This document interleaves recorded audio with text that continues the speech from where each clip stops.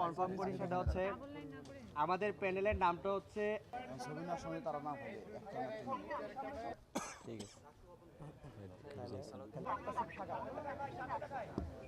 ঠিক আছে।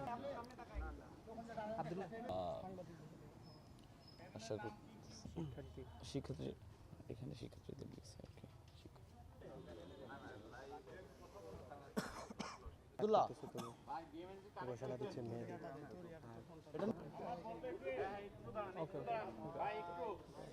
আমি আমার সহযোদ্ধার প্রতি এই বিশ্বাস রাখতে চাই যে মেহেদী সজীব ভাই যদি প্যানেল অ্যানাউন্স করার পরে যদি এই 15 দিন বাসায় ঘুমায়ও থাকে, তারপরে ইনশাল্লাহ অনেকগুলো প্যানেলের ভিপির থেকে বেশি ভোট পাবে।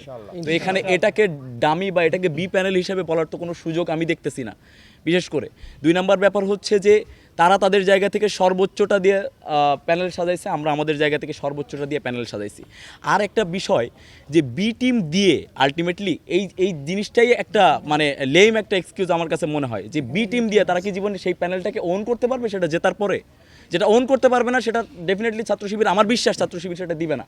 এবং আমাদের জায়গা থেকে আমরা সর্বোচ্চটা দিয়ে ফাইট দিচ্ছি। এমন কোনো পদ কি আপনাদের মনে হচ্ছে যে এই পদটা আমরা ছেড়ে দেওয়ার জন্য আমরা হালকা বা কোনো ডামি কোনো প্রার্থী রাখছি? আমরা এখানে 18 জনকে রাখছি, 5 জন আমরা ডামি সেট করতেই পারতাম, যে কাউকেই দিতে পারতাম, আমরা দেই নাই কেন? আমরা সর্বোচ্চটা দিয়ে ফাইট দিতে চাই রাজশাহী বিশ্ববিদ্যালয়ে।